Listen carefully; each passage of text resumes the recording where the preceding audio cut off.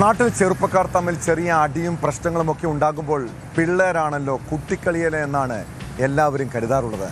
പ്രത്യേകിച്ച് മൈതാനങ്ങളിൽ ഫുട്ബോളും ക്രിക്കറ്റുമൊക്കെ കളിക്കുമ്പോൾ തർക്കവും തമ്മിൽ തല്ലും സംഭവിക്കാറുണ്ട്.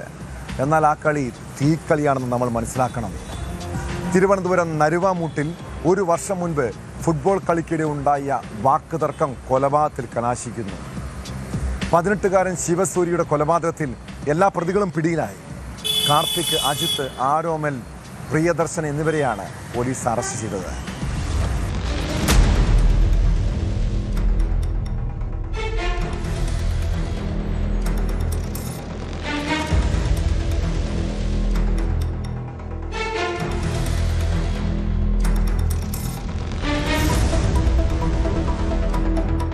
കേസിലെ ഒന്നാം പ്രതി വെടിവച്ചാങ്കോവിൽ സ്വദേശി അജിത്ത്, രണ്ടാം പ്രതി പേരൂർക്കുഴി സ്വദേശി കാർത്തിക, മൂന്നാം പ്രതി മടൂർപ്പാറ സ്വദേശി പ്രിയദർശൻ, നാലാം പ്രതി പള്ളിച്ചൽ സ്വദേശി ആരോമൽ എന്നിവരാണ് പിടിയിലായത്.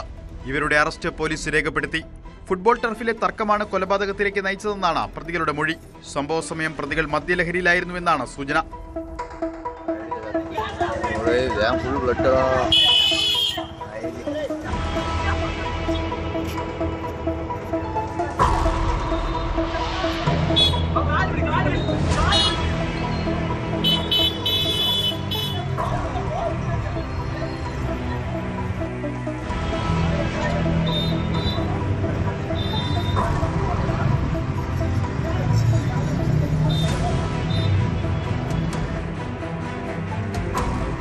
ശനിയാഴ്ച രാത്രിയാണ് കയ്യാങ്കളിക്കിടെ 18-കാരൻ ശിവസൂര്യയ്ക്ക് ദാരുണാന്ത്യമുണ്ടായത്. ശിവസൂര്യയും പ്രതികളും സമീപത്തെ ഫുട്ബോൾ ടർഫിൽ അംഗങ്ങളായിരുന്നു. ഒരു വർഷം മുൻപ് ഫുട്ബോൾ കളിക്കിടെ ഉണ്ടായ തർക്കത്തെ തുടർന്നുള്ള വാക്കേറ്റമാണ് കൊലപാതകത്തിൽ കലാശിച്ചത്. മുമ്പ് പ്രശ്നം നടന്ന സമയം ഇരുകൂട്ടരും സംസാരിച്ച് കാര്യങ്ങൾ പരിഹരിച്ചെങ്കിലും പിന്നീട് ഫോണിലൂടെയും മറ്റും വാക്കേറ്റമുണ്ടാവുകയായിരുന്നു. ശനിയാഴ്ച രാത്രി നരുവാമൂട് ഒരു ടെക്സ്റ്റൈൽ ഷോപ്പിന് മുന്നിൽ ശിവസൂര്യ നിൽക്കുമ്പോഴാണ് പ്രതികൾ അതുവഴി 2 ബൈക്കുകളിലായി വന്നത്.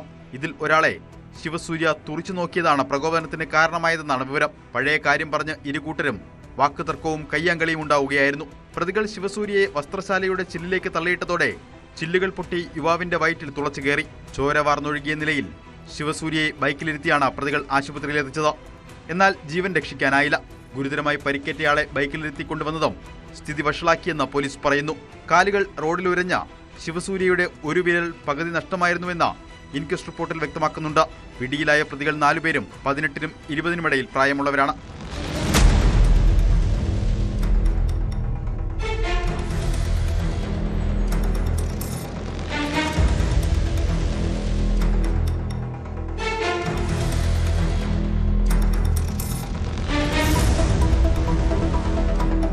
ന്യൂസ് 18 നെയ്യാറ്റിൻകര.